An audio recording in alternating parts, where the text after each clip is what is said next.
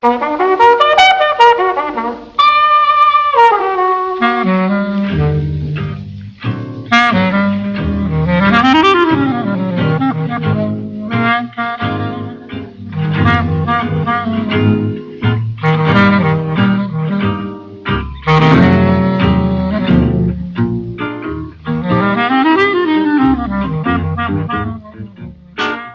for tuning in. You're listening to Here's to Your Health on LA Talk Live. I'm your host, Josh Lane. And for this segment, we have Shawn, who is an astrologer who has been on before. What's the last name again? Sakura. Sakura, yeah. I seem to do that. You possibly should change your name. You're not the first. Shawn okay. Sakura, I apologize. And it's spelled S-H-A-W-N, not S-E-A-N, which is kind of the Sean Connery spelling.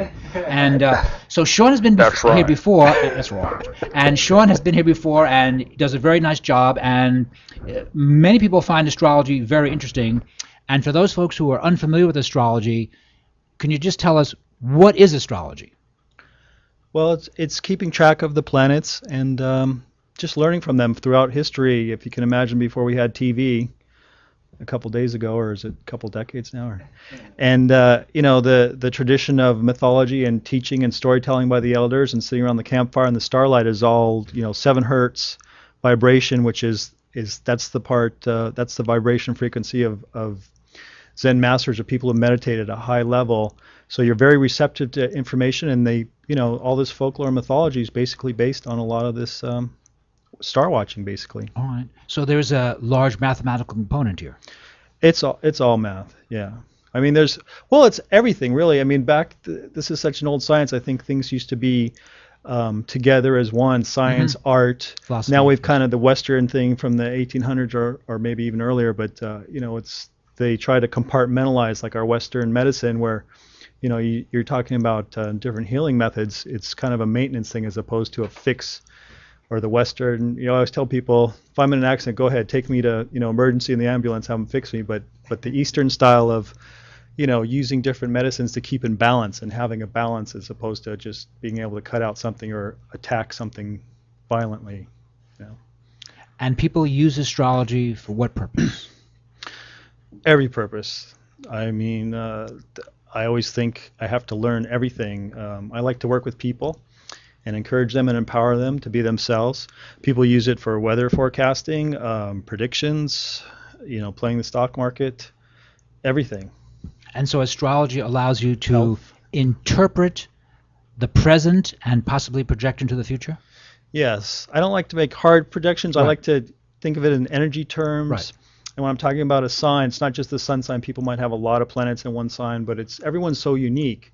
But really just trying to identifying and I have a given that people are working on their lives and not just having me give them a quick answer, but correlate where they're going with and have a real dialogue and just encourage them. And also you can see the patterns, the cycles moving, and you can get an idea of when the peaks and valleys are and when something is coming up. Because when I talk to people, they're like, oh yeah, I could see this coming, or I have a class, or the test's going to be here, or I'm thinking of proposing here, or I'm thinking of doing whatever. So you kind of go, oh yeah, this is a peak here. That's really good timing. So people are looking for guidance in their lives, and they're using astrology as a tool of guidance. I think so too. And also know thyself, understanding ourselves. And there's so many shoulds in our society, and we should just be busy and do whatever the status quo is. We're really totally unique. Every chart, I've never seen the same chart. Every chart's unique. So it's learning about yourself and being okay with who you are. And whether you're balancing with feng shui, or you have to take some of the the medicines that we talked about earlier, that Rafaela talked about, and Helen, it's just finding a balance. So it's just one more tool to understand life, and particularly with me, ourselves, and just to be a better person. Like you teach the health and different things you can do, and like you always say, so nicely, you're like, try them. Or the feng shui, Helen was saying, try it for a couple days. If not, go back. Right. But if you're open to something, go for it. Right, and sometimes things might be helpful that you had no idea they could be helpful, and that expands your universe. Yeah. That's a very nice thing. I've experienced that myself, and I've been very thankful for that. To seeing something in a different perspective, something valid. Mm-hmm. And what is this behind us? This is a chart. What is this exactly? This is our chart that I didn't clip the edges here. fix that on the break. Let's Okay. see. This is basically the flat wheel or a natural wheel, and it starts with Aries here. Want to go to the lav or? Okay, and so this is just basically the zodiac signs in a very generic setting as a backdrop, and then I put my little sparkly planets to kind of interact with people and make sense of it when I'm teaching my classes, just to have fun. So this is the zodiac. This is the planets as they exist today, April 2nd, 2011. Is that it? Yes, very close. They're within their signs. It's not perfect, but today the moon's in Virgo, so it'll never be perfect. I'm always telling Virgos, don't be hard on yourself, because they're always putting themselves down and they're never good enough, and they can procrastinate because they want to do it perfectly. But the journey is the perfection of learning on the way, just like health, and you just keep learning. And okay, so here this is the moon. Yeah, we have the moon in the sign of Virgo, and that's where we're focusing on. We've been talking a lot about details and whatnot today, and it's very, very interesting. Does Virgo rule health? Yeah, that's definitely the medicines. It's very specific on how much and how often. That's like a Virgo thing. The quality and quantity of when to do it and how long. The medicine, the snakes twirling around, the old ancient of, nowadays a lot of times we'll hear, finish those antibiotics, do them each time, otherwise it's not effective. Whatever you're fighting might come back if you don't do the full regimen. Or you were talking about the holistic things. You could take the whole boxes, it won't hurt you, but you're wasting money. Just take a little bit of what's prescribed. So Virgo is very much about that. So are many people in the medical profession Virgo? Do they have a lot of Virgo in their chart? Do a lot of physicians have Virgo in their chart? I find that, you have to be particular. There's kind of the polarities. That's one of the things I teach in my 1, 2, 3, 4 system. Of the two, there's always a polarity, or when we're having a discussion, a dialogue, whenever we're learning, we're both learning and teaching from each other. And always keep in mind the Pisces, which is kind of the medicine or the vision, and the Virgo's the small minutia details. So those kind of tie in of the you have this great medicine, but you better take the specific, dosage. Okay. And if you have the wrong medicine, then the specific dosage isn't going to work. So you kind of have to work both ends. I gotcha. So you have Virgo on one end, and what's on the other end? The Pisces, which is a little... Pisces, okay, Pisces, I see it. And then Neptune's always floating around. All right. These are my live action figures. They That's a Neptune. They look very cute. Yeah, you can see why I didn't become a graphic artist, but I'm working on it. And then we have Neptune. That's something I want to touch base on. It just went into Pisces. It's been working its way in there the last year or so, and specifically last year, like April to August. And that's kind of us collecting as a whole, and whether it's the 99% or just us, it helps us connect and have brotherly love and do things together for a purpose of, wonderfulness. Okay. In the most positive way I can think of, yeah. All right. And the wheel of the chart, there's direction to the wheel of the chart. So theoretically, is a Leo person more advanced than a Virgo person? Is that the way it works? The wheel, it's a cycle. In astrology, we have a wheel, but as soon as you set a point, like say you do have the moon in Virgo in your chart besides today, it's always going to progress and keep moving. It does move in this direction, in a counterclockwise direction, but at least with respect to the things going around the sun.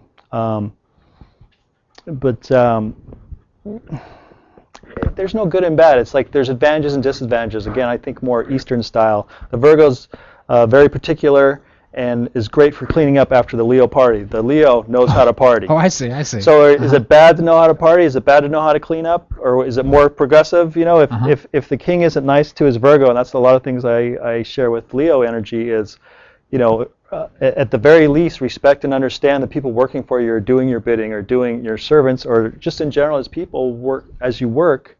Understand the worker, and you'll get better work out of them, and you're I would think so. In this economy we're safer. It's like at some point if everyone's just rich and it's just everyone's being of service to a few rich people, you better be good to them. As we're seeing that the tides are kind of a little turbulent right now because we might be a little bit out of balance. But that's for the stars to figure out. I don't want to get preachy. Okay. And that's very fair. And so Leo. is kind of a showbiz type. Is that Leo is showbiz? Big Leo, magnetism. The sun is associated with Leo, and everything goes around the sun. It's the center of attention. Magnetism, bravado. That's like I always talk about. The king has no clothes. Analogy, mythology of, he'll just whatever he says, people believe. So Leo's just go for it, and people will pretty much think you're correct. Yeah. It's good if you're a Leo, I guess. And like you have a Leo moon, and moon is associated with Cancer and food is one thing. So when you talk about food, people are like, yeah, that sounds good. That's real, Okay, good. And hopefully you have Virgo planet. You do have Virgo planet, so you research it too, and you do the minutia and the detailed accounting of all the information. So it's a nice blend. Okay, good. And then we have Cancer, which I know the other day you were mentioning to me talk about Cancer men. What were you saying about you were slandering Cancer men in my presence? Oh, I hope I wasn't slandering. No, I was just teasing you. Well, Cancer's water signs, emotional, and typically people wear their emotions on their shoulder. In our society or culture is like, oh, he's pussy or whatever. But really, he's more in touch, feminine-wise. There's some great, I wouldn't tease that because most wealth comes from real estate, and Cancer rules real estate in the home. So the guy might be emotional, but it's nice that he can understand that, so he can do very well with real estate and be quite wealthy, or cooking. Cancer is nurturing, so it can be a very positive energy. It's played right. There's always negative, plus and minus again. All right. We had a request here, and would you like to give us a weekly outlook for, I guess, the week this week? I'm glad you asked 2011. that. Okay. The first thing I wanted my little pointer here, Mercury, late tonight. I put it upside down. It's been going backwards. It went into Aries a little bit in this first sign, and it backed into Pisces. So it's going to spin around late tonight on our Pacific Daylight Time and start to move forward. So the last basically 3 weeks, it's been very frustrating. Our Mercury we talked about before is our communication and giving and taking information. So people always say retrograde, Mercury retrograde. A lot of people know that term is negative, but it's just, I always say there are E words and repeat and review. And to move forward progressively, sometimes you got to step back and see the forest through the trees, or take note of what you're doing and adjust and all that. So a lot of the frustration we've been feeling, there's other things going on too, but that's really going to start our communication. For those of us who know nothing, so what's been going on for the past 3 weeks? Mercury, with respect to us, went backwards retrograde, and that's our magic word of the day is retrograde. Okay. And that's just a fancy term for basically when two bodies are moving at different speeds, and that's all that is. And I like to explain, like when you're sitting at a stoplight, and if a car next to you, you're looking at them and they're rolling forward, you feel like you're going backwards, or if you're rolling forward, they look like they're going backwards. It's just two different bodies going at different speed from the perspective of one of the bodies. So we've all kind of felt that. It's like, why am I going backwards? Oh, they're going, Okay. Why are they going backwards? Uh-oh, I'm rolling forwards. I better hit the brakes and make sure I don't go in that intersection or something like that. So that it flips the energy, or gives it that kind of regressive and thinking over and reworking stuff. I don't try to think of it as negative, but just reworking and pausing and observing instead of just go, go, go. In our society, just go, go, go forward. It's like it's time to kind of take note and take a respective look at what's been happening lately. All right. So the when Mercury's in Pisces, it's very visual and ethereal and fine arts and receptive. And then the Aries, it'll move into Aries. Let's see, I have that pretty soon in about. Where is that? Anyways, I could note that later. But it was really aggressive. We felt we were really frustrated like 3 weeks ago, and then it backed into Pisces. And now it's kind of more euphoric, and we're trying to check it out. Again, the receptive instead of the doing, and then it'll quickly move back into Aries in a couple weeks, and then we'll really start moving forward. And then the other one, the Mars has been retrograde in Virgo, very frustrating. It went into Virgo way back in mid-November, and it started retrograding in late January. So there was a lot of angst, if you think back then, or at least I felt that in other people, is getting forward and trying to get things done. But they didn't. It went retrograde. This is the Mars. Yeah, it kind of. Okay, that's Mars. and so what has Mars been doing again recently? It went into the sign of Virgo, and it usually goes through a sign in about 6 weeks. But when it retrogrades, if it lands near the later degrees, it stays in Virgo. So we're having this long Virgo lesson of how to get things done. And the healthcare, it's, interesting, you started your show in November, did you not? I did, yeah. Yeah, so the Mars was like, okay, let's just focus and work on Virgo. And one of the things of Virgo is the health, as you brilliantly pointed out. So it's going to actually flip around next week, and maybe we'll talk about that more. But basically, there's been another level of frustration of actions, and people really understand Mars because it's basically, what are you doing? It's your strategy planet, your action planet, your soldier, how you get things done. So next week, it's like Friday, a week from Friday, it'll start to go direct. And I think I lost my mic. Oh, okay, I'm good? Good. Yeah, good. Sorry, sound attitude.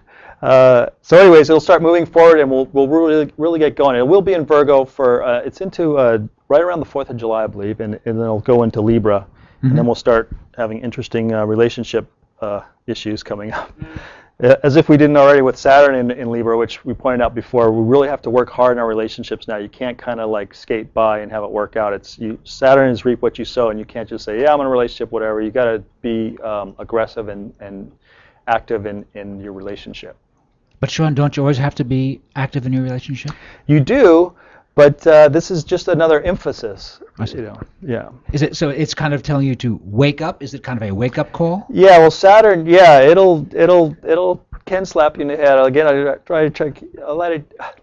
I like to keep it positive, but yeah, it's kind of like that hand over your head. It's like, yeah, my relationship's fine. I talk to him, whatever, and that's not going to work. You really have to be participating and put in the work. As we all know, a good relationship, you really have to communicate and work with the person, right, and do things with them and spend time and right, and hope enjoy it. And that's the right relationship. If not, it's this Saturn will really show an indicator. People are like, yeah, I'm in a relationship. It's like, are you really?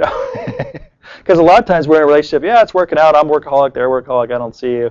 This is like Saturn will go, okay, we're gonna energize and make someone notice, or both people notice that this is not working, we have to work it more, or maybe we'll break it off. Gotcha. All right. Doop. All right. Our Venus, also, I was going to talk about that, it's going to be retrograding, but maybe we could talk about that after the break, or okay, I don't know what time. We'll take a break in a second, but do me a favor. Shawn, could you give us some contact information for people who want to contact you? How can they do that? It's the old simple astrology1234.com.